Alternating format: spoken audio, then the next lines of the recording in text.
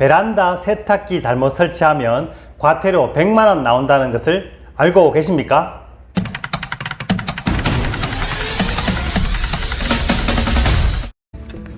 안녕하십니까. 친절한 생활 연구소 김도영 소장 김소장입니다. 먼저 클릭해 주셔서 감사합니다. 저의 친절한 생활 연구소는 우리 생활과 관련된 이야기들을 친절하게 풀어드리는 채널입니다. 오늘의 주제는 베란다에 세탁기 잘못 설치하면 과태료 100만원 나올 수 있다에 대해서 이야기해 보겠습니다. 이 외에도 에어컨 실외기를 잘못 설치했을 때 또는 관리소 직원을 괴롭혔을 때도 과태료가 나온다는 얘기를 전해드릴까 합니다. 그 전에 친절한 생활 연구소 채널 구독 눌러 놓으시면 생활과 관련된 유익한 정보 보실 수 있습니다. 좋아요 함께 눌러주시면 하시는 일마다 모두 잘 되실 겁니다. 혹시 방송 보다가 생각나는 의문점이 있다면 댓글로 남겨주세요. 성심성의껏 답글 달아드리도록 하겠습니다. 다시 주제로 돌아와서 우리가 잘 모르고 저지를 수 있는 생활 관련 그 규제들을 살펴보겠습니다. 먼저 앞에서 이야기한 세탁기 이야기부터 시작하겠습니다. 아파트나 공동주택에는 베란다 또는 발코니라고 불리는 공간이 있고, 이 공간에는 빨래를 넣을 만한 공간과 하수구가 있어서 세탁기를 설치하게 되는데요. 하지만 발코니에 설치된 하수구 중에는 원래는 빗물이나 눈 녹은 물 등 우수만 내려보내야 하는 우수 배관이 있습니다. 왜 발코니에 우수 배관이 설치되어 있느냐면 설계 도면상으로는 발코니는 샤시를 하지 않은 외기에 노출된 공간입니다.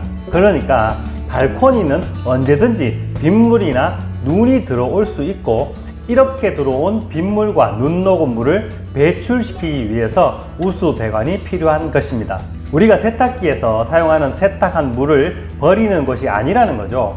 하수도법을 살펴보면 우수관에 생활하수를 버리는 것은 지자체별로 조금 다르긴 하지만 최대 100만원까지 과태료가 나올 수 있는 불법 행위입니다. 따라서 새로 입주를 하거나 세탁기를 새로 설치하기 전에 이 하수구가 일반 하수를 버려도 되는 배관인지 그냥 빗물만 버려야 하는 우수 배관인지를 관리사무소나 시, 군, 구청 환경과에 문의해 봐야 될 듯 합니다. 대신 건조기의 경우에는 세탁 횟수가 나오지 않으니까 수분만 나오기 때문에 특별한 설치 규정이 없습니다. 하지만 너무 추운 곳에 설치를 할 경우에 겨울철 물이 얼어버리거나 낮은 온도 때문에 전기가 더 많이 들어가는 경우가 있으니까 이 점은 고려해야 할 부분입니다. 또 한 가지 설치하기 전에 확인해야 되는 전자제품이 있는데요. 바로 에어컨 실외기입니다. 요즘 아파트의 경우 실외기를 놓을 수 있도록 실외기실이 따로 설치되어 있거나 또는 실외기 설치 장소가 베란다 한쪽에 설치되어 있는데요. 가끔 뒷방에서 실외기 설치 장소까지 거리가 멀거나 또는 배관 설치가 어려워서 구멍을 못 뚫는다 등의, 그래서 그 방 베란다에 돌출로 달고 싶은 유혹을 느끼는 경우가 있을 겁니다. 하지만 이렇게 무심코 설치한 돌출 실외기가 따져보면 과태료 대상이 됩니다. 서울시의 경우 2019년 1월 1일부터 신축 건물의 경우 무조건 에어컨 실외기를 실내 또는 옥상이나 지붕에 설치하도록 규정하고 있습니다. 다시 말해서 베란다나 벽면에 돌출하여 실외기를 달 수 없다는 거죠. 아직도 규정이 바뀐지 모르고 실외기를 베란다 밖이나 벽면에 설치하는 경우가 있는데요. 모두 불법입니다. 2016년 10월 이후에는 공동주택관리법 시행령이 개정되면서 실외기 설치 공간이 마련된 모든 공동주택에서 외부 돌출물 설치 금지를 하고 있습니다. 대신 2006년 이전 지어진 오래된 건물의 경우에는 대부분 실외기실이나 실외기를 놓을 수 있는 공간이 없는 경우가 많기 때문에 공동주택관리법 시행령 19조 2항 5호의 규정인 공동주택의 발코니 난간 또는 그 외 돌출물을 설치하는 행위를 할 때는 관리주체 즉 관리사무소의 동의를 받아야 한다는 규정이 있습니다. 이 규정대로 하면 공동설치를 진행하라는 것이죠. 이 말은 개인적으로 설치는 불안하니까 관리사무소나 대표회의에서 전체 입주민의 의사를 반영해서 안전성이 평가된 확실한 제품을 주민 여럿이 함께 설치하는 경우에 예외로 해서 받아주겠다는 의미가 됩니다. 왜냐하면 개인적으로 설치한 제품의 내구성이나 안전도는 확인할 방법이 없어서 태풍이나 그런 자연재해 시에 대형 사고를 일으킬 수 있는 경우도 있기 때문입니다. 또는 부품이 낡아서 녹물이 외벽으로 흘러내리는 경우도 있고, 또 과거에 도둑이 실외기를 딛고 위로 올라와서 세대 금품을 훔쳐간 예도 있기 때문에 설치에 주의를 해야 합니다. 아파트 주민이 함께 설치하거나 또는 아파트 시공 단계부터 실외기실이 있는 경우라도 여러 가지 문제점이 있긴 합니다. 보통 아파트 한쪽에 모든 실외기를 모을 수 있도록 하다 보니까 실외기 배관이 길어져서 에너지 효율이 떨어진다는 지적이 있기도 합니다. 따라서 가까운 곳에 반돌출형이나 일정 조건을 만족하는 실외기를 달 수 있도록 규정을 완화하자는 이야기가 대두되고 있습니다. 작년 이맘때 이중주차된 입주민 차량을 밀었다는 이유로 입주민 심씨에게 코뼈가 내려앉을 만큼 폭행을 당하고, 그 이후에도 지속적인 언어폭력과 괴롭힘을 당하던 경비원 한 분이 극단적 선택을 한 사건이 있었지 않습니까? 그 사건 이후에 잘못된 갑을 구조를 바로잡기 위해서 각 시도의 관리규약 준칙이 개정되었고, 추가로 공동주택관리법도 개정이 되었습니다.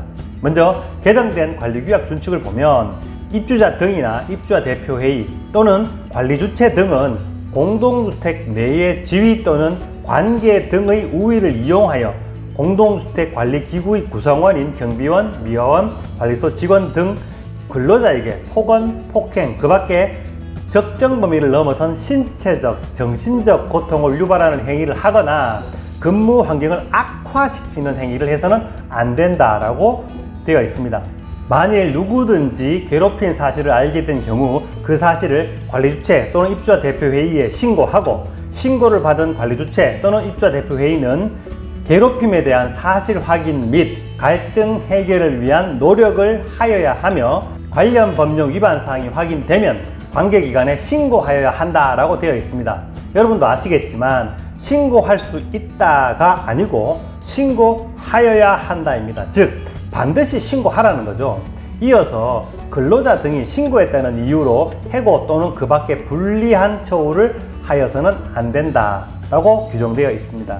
이러한 관리규약에 따라 신고되었을 때 개정된 공동주택관리법에 따라서 올해 5월 21일부터 경비원 등 관리사무소 직원에게 위법한 지시 및 명령 또는 부당한 간섭을 하면 1천만 원 이하의 과태료가 나온다는 이야기입니다.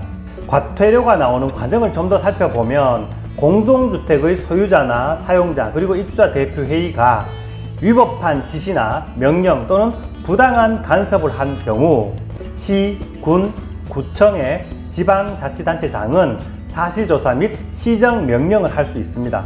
지방자치단체장이 사실조사 및 시정명령을 했음에도 불구하고 당사자가 지방자치단체장의 시정명령을 지키지 않고 위반했을 경우에는 1,000만 원 이하의 과태료를 부과하는 방식입니다.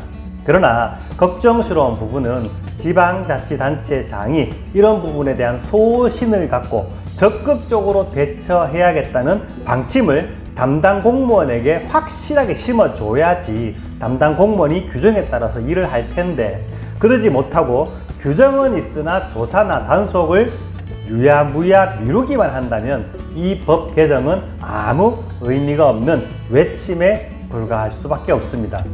제가 지난번 영상에서 말씀드렸던 하자 보수를 해주지 않는 시행시공사를 지방자치단체의 장이 시정명령을 한 후에 이를 지키지 않는 경우 200만원, 300만원, 500만원씩 계속 과태료 처분을 할 수 있다는 규정은 있지만, 지난번 말씀드린 것처럼 이 법이 생긴 지 4년이 지났지만 서울, 경기, 대구 등 80여 개 지자체단체 중에서 딱 의왕시만 과태료를 처분한 것을 보면 이 문제는 더욱 결단을 못 내릴 수 있지 않을까 하는 걱정이 듭니다. 하자보수의 경우는 시공사 눈치만 보면 하지만 시공사 눈치를 지자체 공무원이 왜 보는지 모르겠지만 하여간 그렇고, 이 사건은 입주민이 과태료의 대상이 되기 때문에 그 사람이 혹시 지역에서 말빨개나 하는 사람이라면 정치인으로서 소신있게 과태료 처분을 할 수 있는 그 지자체장이 있을까 하는 의문점이 들기도 합니다. 하여튼 법은 이렇게 되어 있으니 소신 있고 정직한 좋은 지자체장들과 수많은 의원들이 이 법 시행에 적극 나서 주셨으면 좋겠습니다. 오늘 준비한 내용은 여기까지입니다. 친절한 생활연구소는 아파트나 우리 생활과 밀접한 영상 정보를 올리고 있습니다. 오른쪽에 구독 버튼과 왼쪽에 좋아요 버튼 눌러주시면 다음에 새로운 영상 올라올 때 쉽게 찾아보실 수 있습니다. 심지어 돈도 들지 않습니다. 시간이 2초 정도 걸립니다. 이 영상 여러분이 함께하는 밴드나 단톡방 또는 페이스북에 올려주셔도 감사합니다. 지금까지 친절한 생활연구소 김도영 소장, 김 소장입니다. 그럼 다음 영상에서 만나요. 감사합니다.